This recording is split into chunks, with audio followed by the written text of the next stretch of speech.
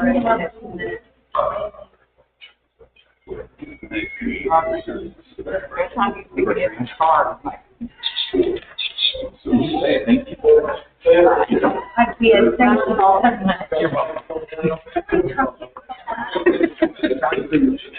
know. Now I gotta start being. Yeah, Sorry. Are we started? Renee? Okay.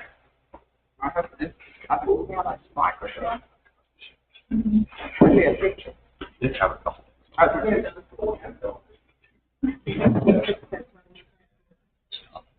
Traffic out. That was January. Well, didn't know that. Me after December the 23rd, when my daughter was back from she everybody you know, that's fun. Yep. All right. Welcome, everyone. This is the March 26th meeting. We are going to get started with the pledge of the flag.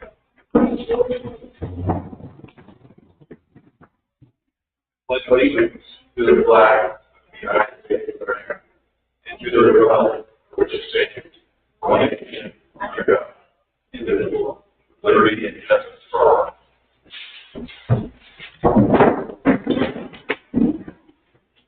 Nathan, if you could start the meeting with a prayer for us. Heavenly Father, we ask for your wisdom and guidance over our meeting tonight.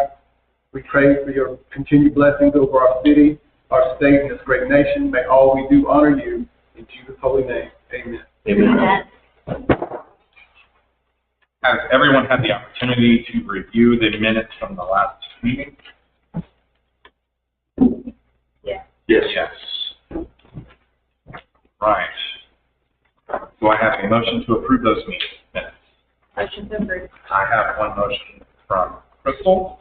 Do I have a second? Second. Second from Sylvia. All in favor, starting down the line. Aye. Aye. Aye. Aye. Aye. All in favor. Has everybody had an opportunity to review the Treasury report? Yes, sir. Do I have a motion to approve the Treasury report? Motion. I have a motion from Sylvia. Do I have a second? Second. A second from Gabe. All in favor down the line? Aye. Aye. Aye. Aye. All in favor of the Treasury report? Thank you. Renee, library report. For the month of March, we've had 17 patrons and checked out 25 books. Lot more books this time. Less patrons. Thanks for that. So we're gonna, I can't remember what it was. Grace, first Grace. Grace, when did we appoint you?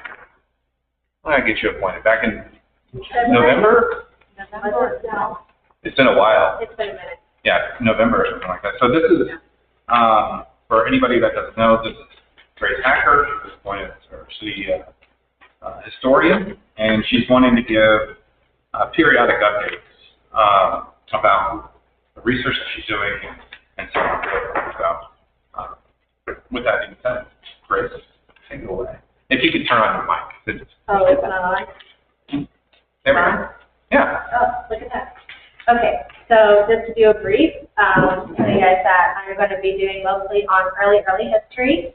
So I did come across some interesting information, and I will be diverting into how it's coming to full circle, actually. So,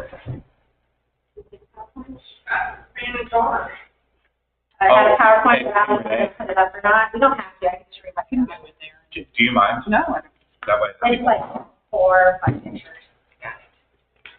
So. There's nothing. Minutes right now. We're gonna up our technology game eventually. That's what we got. All good.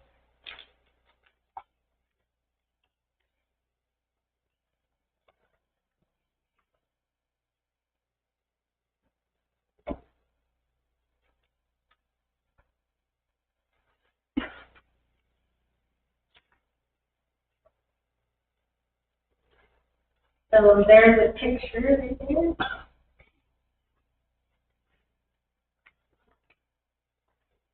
Yeah, you can just do it from there.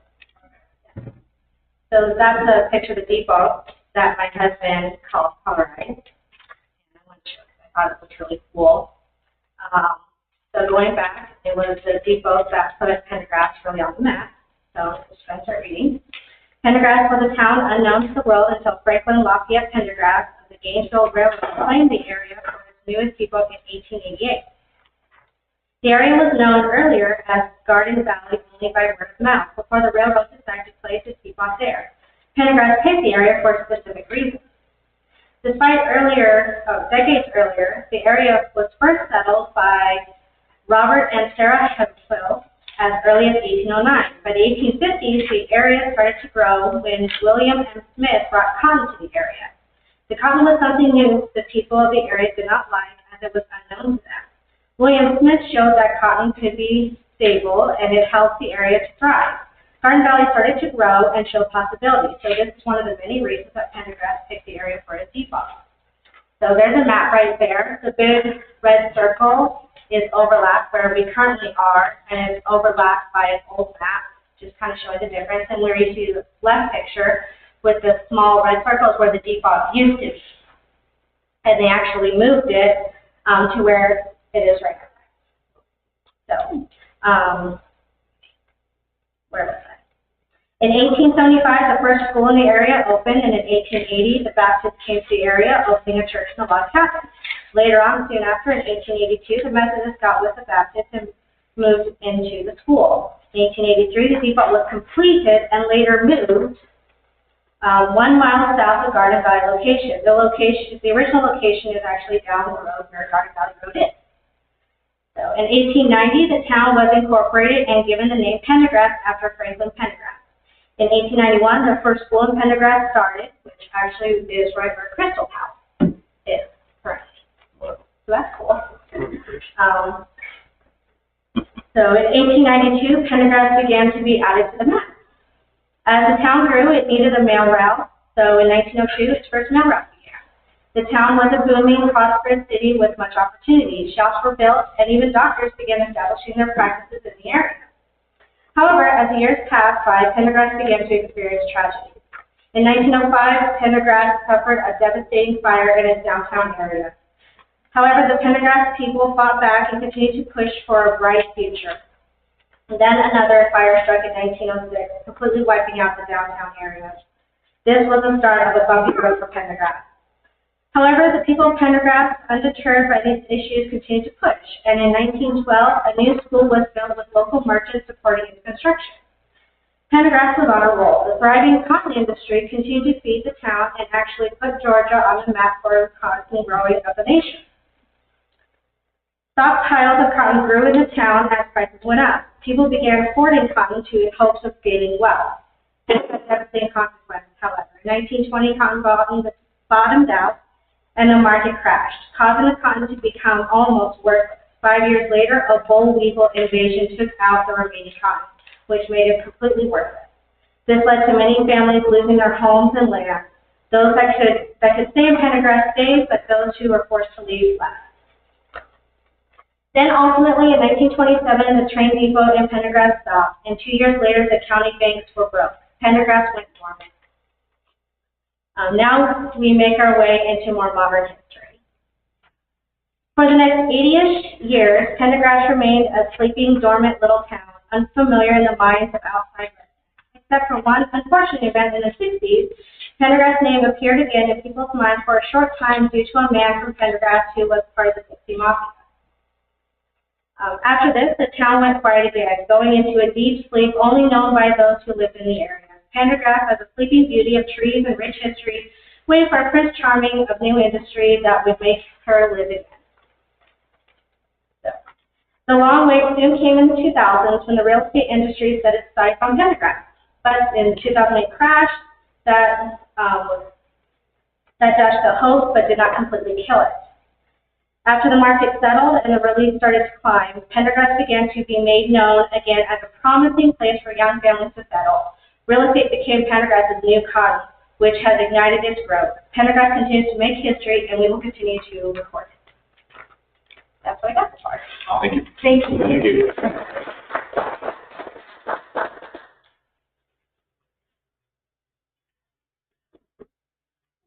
Grace is going to be continuing this process and getting more and more details. And we've had discussions with not only creating a digital format, but also a physical format that we can keep it. Actually, with the digital, that's the thing. Just kidding. For anyone who doesn't know, there is a Facebook page called the Pendergrass Historic Society that you can just like, that anyone who is around the area who knows the history or has history can post to it. So we can start accumulating history and even start recording modern history. And say The Pendergrass Historic Society, and I also started a email. It's called, same thing, right? Pendergrass Historic Society.com @gmail.com. I'll figure that out. So we just started email so people can start sending us, and people have also been just messaging me and sending me stuff in the mail, and we are collecting. that's awesome. Thank you so much for that. You're welcome.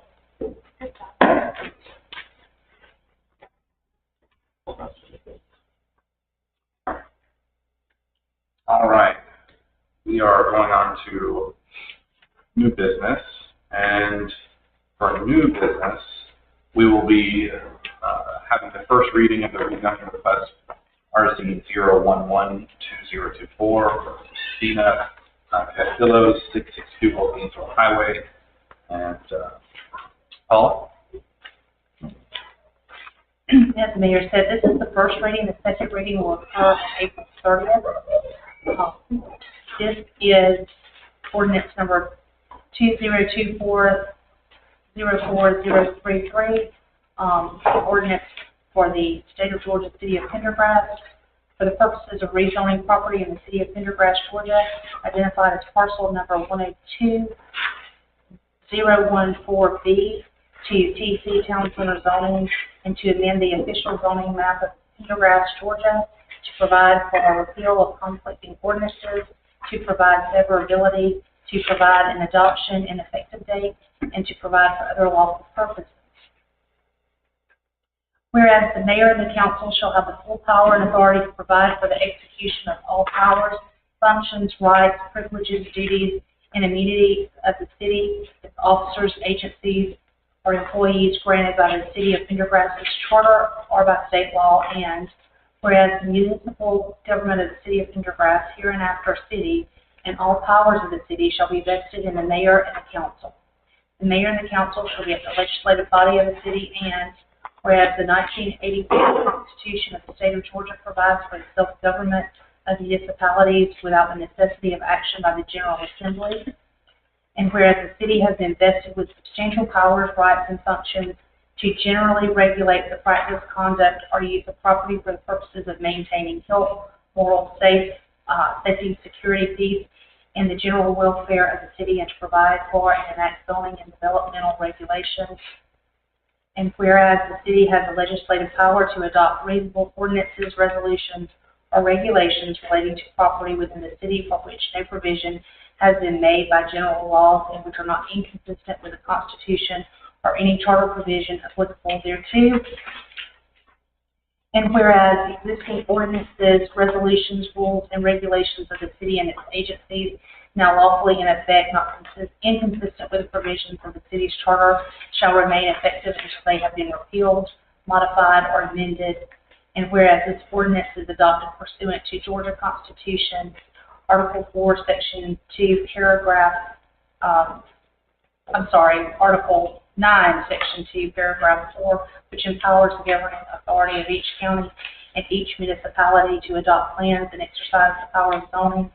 And whereas it is deemed by the City Council that the rezoning of the described properties and amendment of the official zoning map of the city is in conformance with sound comprehensive planning principles of substantial benefit to the public and in the promotion of the best interest and general welfare of the people of the city.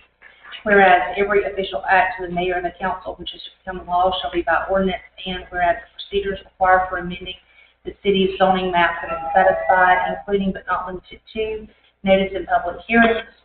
And whereas the city of Pendergrass held public hearings on this rezoning application at meetings of the City Council of the City of Pendergrass on March 26, 2024, and again on April 30th, 2024. After such hearings were advertised in the local legal Oregon of Jackson County, Georgia, and after such property was posted with public notice of a rezoning request.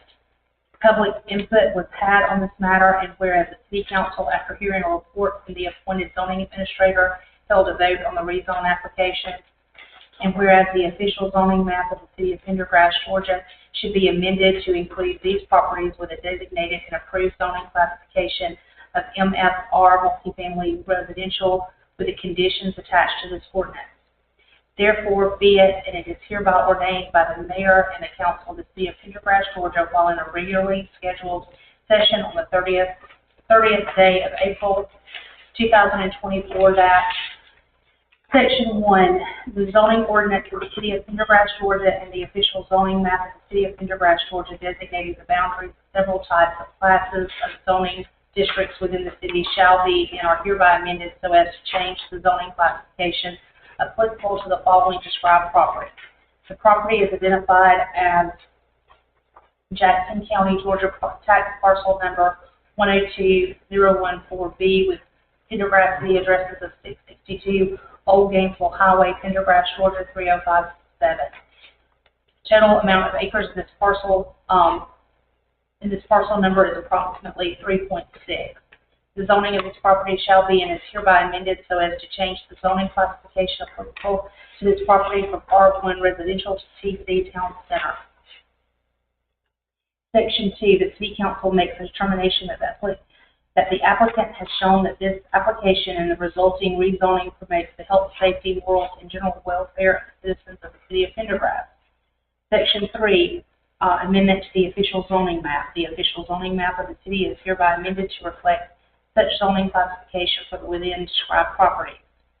Section 4, all city code provisions, zoning ordinances provisions, ordinances, parts of ordinances, or resolutions in conflict with the provisions of this ordinance are hereby repealed.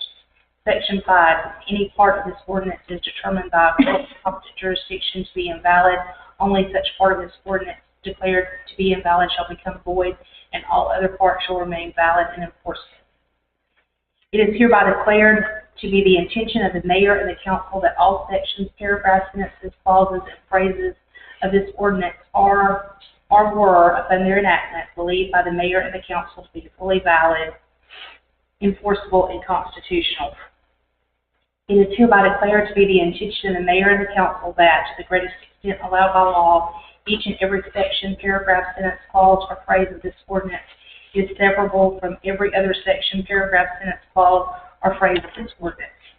It is hereby further declared to be the intention of the mayor and the council that, to the greatest extent allowed by law, this section, paragraph, sentence, clause, or phrase of this ordinance is mutually dependent upon any other section, paragraph, sentence, clause, or phrase of this ordinance.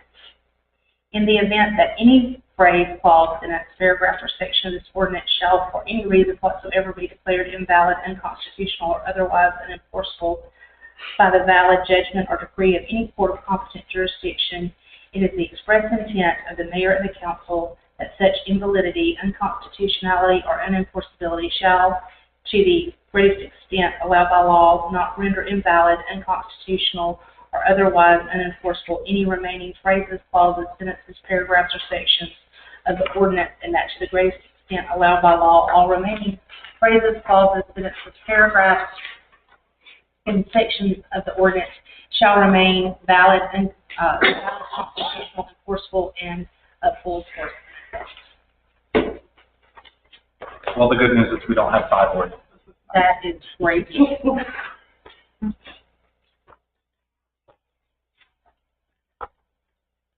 I'm going to go a little bit out of order for new business, and I'm going to talk about what's coming this Friday first, what we have nicknamed Reading with Reptiles. And Bob, you helped set this up, and why don't you talk about it? Sure. We've been discussing great opportunities to bring the community together and ways to use our library and community space. And whatever reason, my son has become obsessed with reptiles.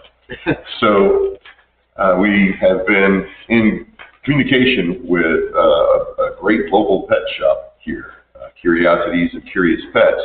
And these are the same people that provide the reptiles for the Marvel movies. Everything from the eels, the venom, the snake in Jungle Cruise with Dwayne Johnson. What's wild is they hired the yellow anaconda, but then they CG'd the rainbow boa over this. So again, while these interesting anecdotes and stories are happening, you've got a handful of snakes or tegus or bearded dragons or boas and pythons, but it was incredibly educational, and I think that would be a lot of fun to have here Friday afternoon. So from 3 to 4:30, they're going to bring out some fun, interesting reptiles and lizards, and it's an educational experience. I promise they know what they're doing. They've been doing it for a long time. But it's going to be the first, hopefully, of a series of different people and guests that we're bringing everything from. I'm still looking for that McCall name from Piedmont Regional, but this one happened first. And then I've got a few other events as well. That's this Friday afternoon from 3 to 4:30. Please let your friends know and come on out. Our next event that we have scheduled is our movie Under the Stars, and that's going to be on April 19th. We don't have a set time for that. It's going to be whenever we can start playing the movie. It should be around between 8 and 8:30. We did something like this recently, I believe in August or September of last year. It was wildly successful. We ended up doing the July 4th fireworks that we couldn't do on the July 4th holiday celebration at that event, and it was so well received. We're also going to do a smaller fireworks show after this event as well. So it's going to be movie and fireworks, and the city will have concessions for sale, burgers and dogs, and things of that sort that we had last time. It's a really fun event. We hope to have the same kind of turnout that we did last time or more, and it should be great.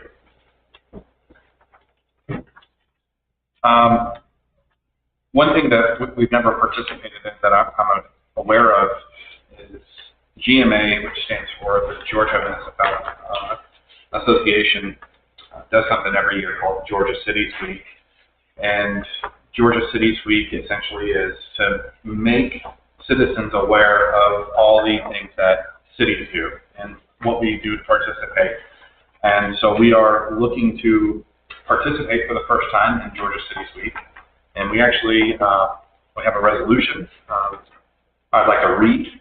I'm going to read it because that's okay. Yeah.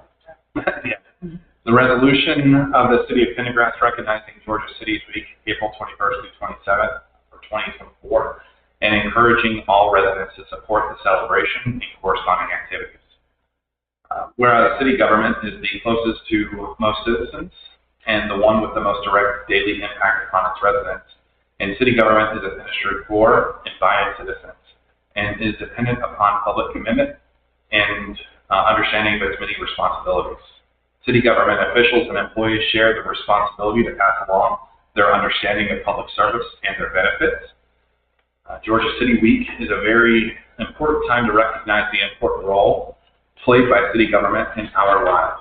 This week offers an important opportunity to spread the word to all citizens of Georgia so that they can shape and influence this branch of government which is closest to the people. The Georgia Municipal Association and its member cities have joined together to teach students and other citizens about municipal government through a variety of different projects and information. Georgia Cities Week offers an important opportunity to convey to all the citizens of Georgia that they can shape and influence government through their civic involvement. Now thereof, be it resolved that the City of Pendergrass declares April 21st through 27th, 2024 as Georgia Cities Week.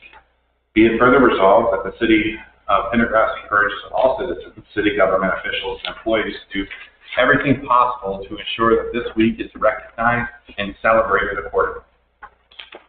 With that being said, I'm going to call for a motion to pass this resolution. Do I have a motion? Motion. I have a motion. Do I have a second? Second. All those in favor? Aye. Aye. Aye. Aye. Aye. All present in favor.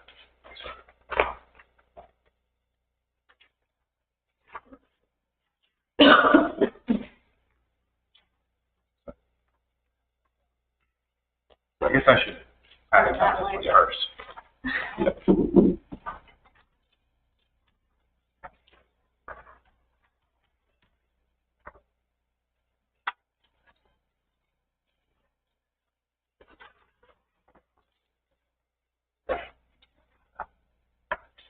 I know one of the things that we're going to be doing, even though the movie in the park isn't specifically in that time frame, it's right around that. So we're including that in our Georgia Cities Week. We also have a Girl Scout troop locally here that's going to be involved in helping us out, and we're looking for other programs during that week as well, starting to plan that process. So You should say that. yeah, You've got something to add to it. okay. You want to add? Right now, happy to. So I am very proud to say that Pendergrass has secured an 18-month grant for the Raising Highly Capable Kids program. It's a fantastic program that discusses how when communities and families provide, basically there are 40 assets that when they provide these qualities in their young people and in their youth, those youth and young people grow up to become civic leaders, they grow up to have strong families, they grow up to become a vital and successful part of the community. And we have secured 18 months worth of education and training that will happen here. And I want to encourage each and every one of you in attendance to please join and become a part of this vision. I'm going to reach out to the superintendent and to the principal of North Jackson. Obviously, this won't happen without the help and the support of our schools and the principals, but it's a fantastic program for educating families on how to successfully work together with their kids. And it's a fantastic program that has a lot of resources, a tremendous amount of resources. Feel free to look up Resilient Kids, those with Z's instead of your normal S's, but resilientkids.com. And so we're going to have what's called they call it a vision casting, where you're going to bring in the group leaders, basically, the ones who are going to train the others. It's that kind of a program, but we've got, like I said, an 18-month grant to build and incorporated. This, I think, in conjunction with All Pro Dads, is going to be fantastic. Really excited about it. That was inspirational. Can I ask you a question? Yes, you mentioned North Jackson. Is this also for Legacy Knoll, Absolutely. Jackson County High, Yeah. and then eventually in the fall when it opens, Heroes as well? That's all we can get all. Oh, absolutely. Yeah. Again, after talking about it with you guys, my next email is going to be to Dr. Phil. So, yeah. But I see this being fantastic for our community. Again, it's not just a monetary grant. It's the time and resources where we're going to have a lot of training, and then we can provide those resources in an ongoing basis here at the library and City Hall. Thanks, Bob. Resilient Kids, REZILIENTKIDZ.com, and that's again resilientkids.com. Feel free to look it up. Awesome. Thank you. Next is going to be our 4th of July event that we hold annually. Renee, do you want to give us an update on 4th of July? So Will you turn on your mic, please? Yeah. We'll have it, of course, here at the City Hall in the area around here in the grassy area behind us. It'll be July the 6th from 5 to 10. We will have vendors coming back. We've had here before, like Fried with Soul, Kona Ice, Carriage House, G-Things Barbecue, and of course we'll have our hamburger and hot dog stand. And we're also looking into the axe throwing again. And inflatables. We have inflatables for different age groups. So the face painting and Uncle Sam will be coming back, and the Chris Hamrick band. Okay, great. So yes. everything will still dry. Hopefully this year we don't get hit with a tornado monsoon. And the hottest day of the year. And the hottest day of the year, Yeah. also. So Here. a little bit cooler, maybe not as much rain. Next on the agenda, something we're very proud of. We have 2 promotions within the police department that we want to recognize. The first, and I actually want to read these letters from Chief McDaniel. It was with great pleasure that we announced the promotion of Lieutenant Brian Poole to the distinguished rank of captain effective April 1st, 2024. Lieutenant Poole has consistently demonstrated outstanding performance and leadership qualities that have not only earned him the respect of his colleagues, but also the public and city administration. Lieutenant Poole's commitment to professionalism and his profound understanding of law enforcement have significantly contributed to the success of our department. His dedication and expertise will undoubtedly propel our police department towards the strategic goals set forth by the city administration. As captain, Lieutenant Poole is poised to continue his exceptional service and represent the city of Pendergrass with unwavering integrity and professionalism. And so if you see him around, please give a warm congratulations to now Captain Brandon Poole on his well-deserved promotion.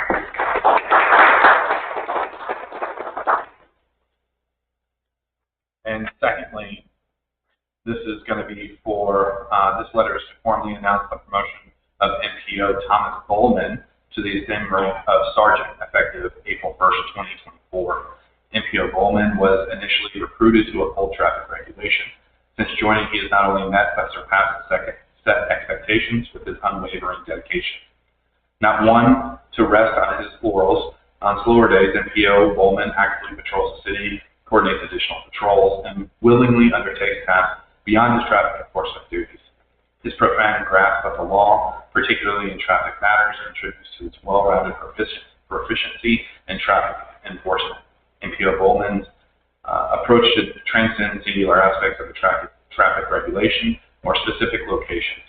His commitment has earned the admiration of his fellow officers, as well as the police department and city administration. There could not be a more deserving candidate for this promotion to rank of sergeant. So also, if you see now Sergeant Bowman in the streets, please give him a warm congratulations as well. He is as well.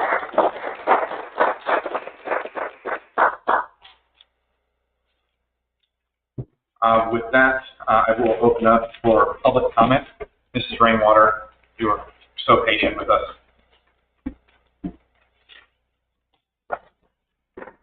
Thank you. I just want to read this real quick. I watched the March 12th work session twice. I was hopefully impressed with the competence of a few of you to address the main concerns of the citizens of Pendergrass. Finally, the citizens' voices were heard. You were not able to get very far because you were steered off track, but at least you had the courage to speak up and voice your concerns. I can tell most of you want an honest and transparent government in Pendergrass. This is not to say that you don't already believe it's open and honest. I'm not saying that. I'm just saying that I believe most of you have the desire and tenacity to find out for yourself. This is a quality of good stewardship and good leadership, and I applaud you for asking the hard questions. Your integrity speaks for itself. Please don't give up until you get the answers that you need and you deserve, and I sincerely thank you. Thank you. Is there any other public comment?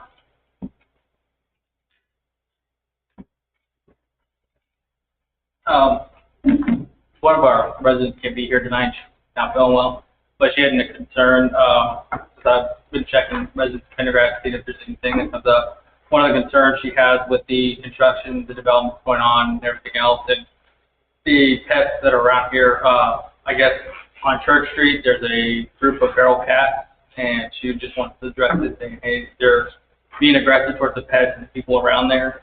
And I guess she tried to bring it up to Jackson County, didn't get anything, so we can figure something out to help support the citizens with what's going on with Church Street, Pine Street. I know there's a lot of development and growing back there as well, so if we can figure that out for the next. Was that, have they, you said Jackson County, did they talk to animal control? I believe so, yes.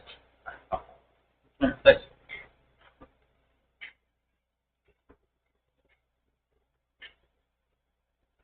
Is there any other public comment? All right. With that being said, we're adjourned. Will you sign? Although there's a Well, bill